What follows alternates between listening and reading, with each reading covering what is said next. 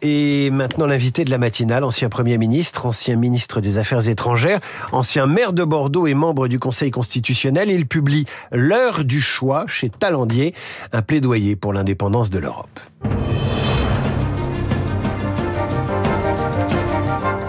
Bonjour Alain Juppé.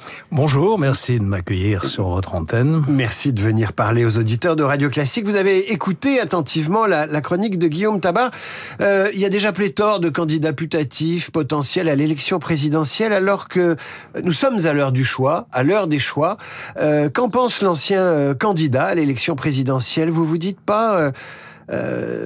cette 5e République qui fabrique des candidats à l'élection présidentielle alors qu'on a plutôt besoin d'action, ça vous pose pas un problème? Deux éléments de réponse. D'abord, j'ai trouvé que la conclusion de Guillaume Tabar était fort sage. Un sondage est une photographie à l'instant T, pas une prédiction, et je suis bien placé pour le savoir. Et puis, deuxième remarque, comme vous l'avez dit, je siège au Conseil constitutionnel, ce qui m'oblige à un devoir de réserve sur l'actualité de politique intérieure. Ce qui veut dire que je peux pas vous demander une réaction sur la condamnation de Nicolas Sarkozy à de la prison ferme. Je ne commenterai naturellement pas cette décision de justice. Je me bornerai à dire que j'ai vécu 40 ans avec Nicolas Sarkozy, si je puis dire. Nous avons milité et gouverné ensemble et j'ai pu apprécier tout au long de cette période ses qualités d'énergie, de volonté, de courage pour défendre les intérêts de la France et des Français. Voilà, je me bornerai à cette remarque. Une remarque d'ordre général sur l'exécution provisoire. C'est elle qui envoie Nicolas Sarkozy en prison, si j'ose dire, puisque la présomption d'innocence que suppose l'appel de cette décision de justice, eh bien, est suspendue par l'exécution provisoire. Voilà un exemple caractéristique de confusion. Ce n'est pas une question qu'il faut poser au juge. C'est une question qu'il faut poser au législateur. C'est le législateur qui, dans la loi, a inscrit cette possibilité qui est largement utilisée. On la découvre aujourd'hui. Donc, si on veut changer, après tout, je n'ai pas d'opinion définitive là-dessus, c'est au législateur de le faire. Les politiques semblent oublier les lois qu'ils ont votées. Souvent, ils en votent dans l'enthousiasme, sans réfléchir aux conséquences qu'elles auront sur le moyen long terme. C'est d'ailleurs une de mes idées. Si avant de faire une loi, on essayait d'apprécier les résultats de la loi précédente, peut-être qu'on s'épargnerait quelques difficultés. Alain Juppé, vous avez été l'un des dirigeants les plus importants de la droite républicaine depuis 40 ans. Hier matin, le sénateur Roger Karoutchi, personnalité écoutée à droite, a déclaré « Je confirme, le Rassemblement national est dans l'arc républicain » et il s'est dit favorable à un arc républicain pour voter contre la France insoumise, arc républicain qui intégrerait donc le Rassemblement national. Alain Juppé, avec Jacques Chirac, jamais vous n'avez accepté d'alliance avec le Front National. Imaginez-vous que la droite fasse alliance avec le Rassemblement National pour barrer la route à des candidats d'extrême gauche? Je ne suis pas surpris, cher David Weilger, par votre ténacité. Mais vous n'avez pas le droit de parler de ça non plus. Ce que vous avez dit sur le passé est tout à fait exact. Je ne ferai pas de commentaires sur la situation politique actuelle pour les raisons que je vous ai dites. Je ne parlerai pas non plus, on risque de vous décevoir, des comptes publics en France. Le Conseil constitutionnel sera vraisemblablement saisi à la fin de l'année de la loi de finances et de la loi de financement de la sécurité sociale. Donc je ne vais pas vous dire avant qu'elle ne soit votée ce que j'en pense. Et vous tomberiez pas de votre chaise si la droite républicaine, que vous avez présidé, vous, fondateur de l'UMP, s'alliait au Rassemblement national? Joker.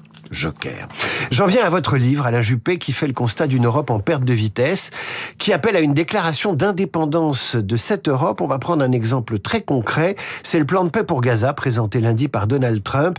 L'Europe semble hors du coup, alors qu'elle n'a pas ménagé sa peine avec Emmanuel Macron la semaine dernière pour reconnaître l'État de Palestine, pensant que ça ferait avancer les choses. Je ne suis pas sûr que l'Europe soit hors du coup. Et l'initiative du président de la République, que vous évoquez, a peut-être fait bouger les lignes. Vous vous souvenez du spectacle à l'Assemblée générale des Nations Unies où on a vu l'isolement international de Benjamin Netanyahou. Et c'est peut-être cela qui a poussé le président Trump à accentuer sa pression pour faire accepter ce plan. Pour vous, c'était le bon moment? Ce plan, le moment, c'est qu'il faut absolument arrêter les massacres et que l'objectif immédiat, c'est l'arrêt des combats. Ce plan est complexe, 20 points, donc il faut l'analyser en détail. Je constate qu'il a reçu de larges soutiens. Le secrétaire général des Nations Unies, beaucoup de pays arabes, la France et beaucoup de pays européens. M. Netanyahou semblait l'avoir accepté, on y reviendra peut-être.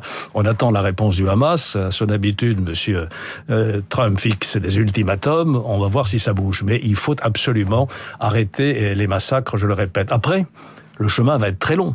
le chemin vers l'objectif, c'est-à-dire la création d'un État palestinien vivant en paix, peut-être en amitié avec Israël. Il y aura des rechutes sur ce chemin. Vous êtes confiant? Vous pensez que Trump peut faire la paix? Je le souhaite. Il pourrait mériter un prix Nobel de la paix? Je laisse le jury Nobel en décider. Ça vous fait rire? Je constate, un petit peu, je constate qu'en Ukraine, Monsieur Trump se fait balader par Monsieur Poutine quand même. Donc il a la même à peu près conscience aujourd'hui. Poutine a une stratégie. Il veut installer à Kiev un régime fantoche comme celui qui existe en Biélorussie, et il veut disloquer l'Union européenne. Et il progresse pas à pas. Et donc, M. Trump ferait bien de se rendre compte des limites de son action dans ce domaine, et surtout l'Europe doit assurer ses responsabilités. Nous sommes aujourd'hui la cible de toutes les attaques en Europe. Poutine d'un côté, Trump qui n'est plus un allié fiable et qui, selon les jours, nous traite avec mépris ou avec agressivité. Et puis le Sud global, cet agrégat de pays qui n'ont qu'un seul point commun, c'est la détestation de ce que nous sommes. Alors, dans cette situation, qu'est-ce qu'on fait? Pourquoi on n'a pas vu arriver ça? Alain Juppé, vous avez été ministre des Affaires étrangères, vous avez des responsabilités. Je dis pas que c'est votre faute, mais aujourd'hui les baby-boomers sont responsables de tout. Ça c'est vrai. Même de ça. Même de ça. J'irai pas jusque là, mais ça fait 40 ans que vous êtes dans la vie politique, vous incarnez une génération politique. N'a-t-elle rien vu venir? Mais pardon, David Abilker, le monde a radicalement changé. 89, c'était pas la nuit des temps. Qu'est-ce qui se passe? La victoire définitive de la démocratie libérale et de l'économie de marché, la fin de l'histoire, l'effondrement de l'Union soviétique. Donc nous avons cru à ce moment-là que c'était une nouvelle donne.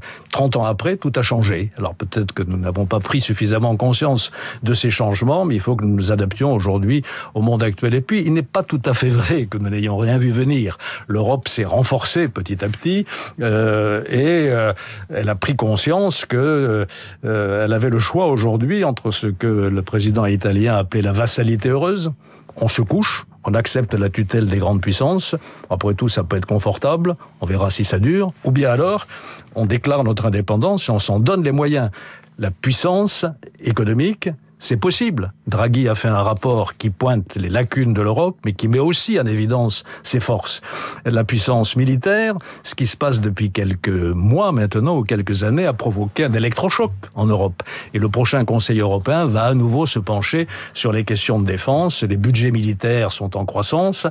Et en puissance numérique, et enfin, je dirais, puissance morale. Il faut que nous défendions nos valeurs. Aujourd'hui, les valeurs sur lesquelles sont fondées l'Europe, la démocratie, la séparation des pouvoirs, les libertés, la dignité de la personne humaine, sont rarement respectées à travers la planète. Il faut les défendre. Avons-nous les moyens de ces ambitions, oui. Alain Juppé? Oui. On a toujours dit, et votre génération l'a dit, et elle avait sans doute raison, pour que l'Europe soit forte, il faut que la France soit forte, et éventuellement le couple ou le moteur franco-allemand.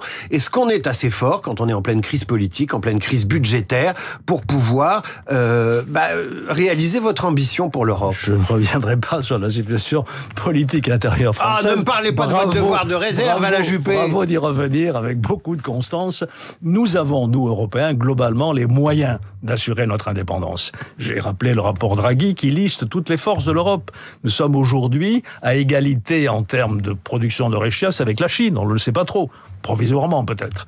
Donc nous avons ces moyens et la France a des atouts tout à fait considérables. C'est pour ça que je plaide en permanence, même si je peux apparaître parfois comme un petit peu naïf, pour la confiance dans l'avenir.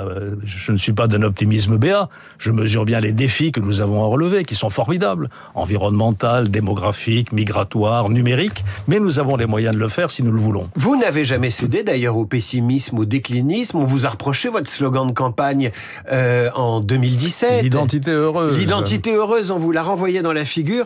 Peut-être aviez-vous raison, on ne sait pas. Vous appelez de vos voeux une déclaration d'indépendance des Européens pour s'affirmer face à la Russie, mais également face aux États-Unis. Mis à part cet appel, citez-moi une décision européenne qui pourrait aujourd'hui changer les choses.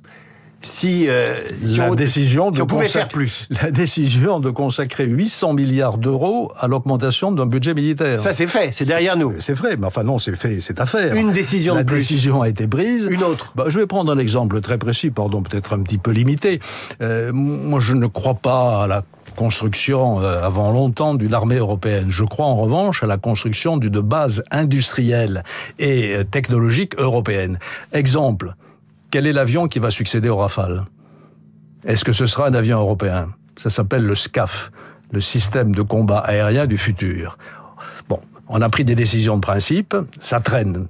Et il y a même récemment des objections qui ont été soulevées par une entreprise comme Dassault. Il faut le faire. Il faut nous donner les moyens d'assurer notre défense sans acheter des matériels aux États-Unis. Aujourd'hui, 64% des commandes d'armement de l'Europe vont à des entreprises américaines. Voilà une décision que nous pourrions prendre, la préférence européenne en matière d'armement.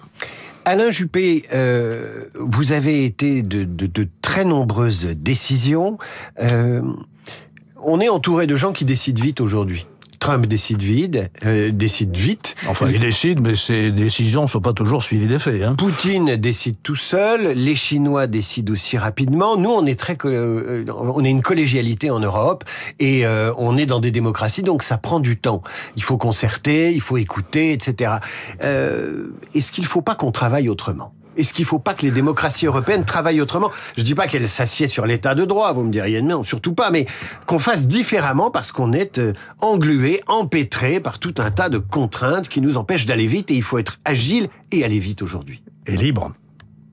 C'est ça l'enjeu. Sécurité, liberté. La question que vous posez est tout à fait existentielle. On voit aujourd'hui que nos démocraties sont en crise.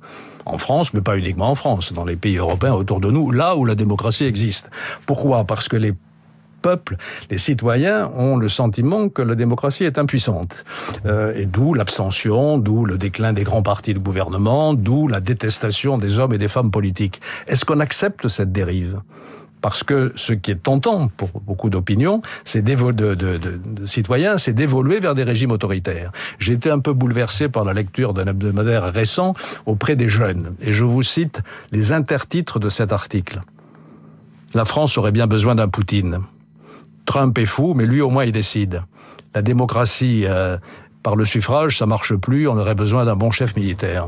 Voilà ce que pense une partie de notre jeunesse aujourd'hui. Comment vous l'expliquez, Alain Juppé ? Je viens de vous le dire, parce qu'on a ce sentiment d'impuissance. Mais pas que. Les Français adoraient De Gaulle, ils prenaient leur destin en main. Mais De Gaulle n'était pas... Ils suivaient comme des veaux. De Gaulle n'était pas un dictateur. Non, mais c'était un père de la nation. Oui, il incarnait un projet, et aujourd'hui, c'est ce qui manque, naturellement. Si vous voulez me faire dire qu'aujourd'hui, les partis politiques doivent se reprendre en main, proposer aux Français des projets cohérents et mobilisateurs, et incarner ces projets, oui, mais je ne mettrai pas des noms sur cette proposition, si vous voulez.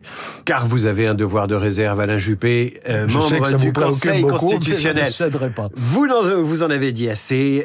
Je rappelle l'heure du choix pour une déclaration d'indépendance des Européens. Ça vient de sortir chez Talandier. Alain Juppé, vous faites toujours l'omelette aux champignons ? Un mot encore sur mon livre qui se termine par le mot espérance. Alors on me reprochera là encore d'être un peu naïf. Je voudrais faire une comparaison historique.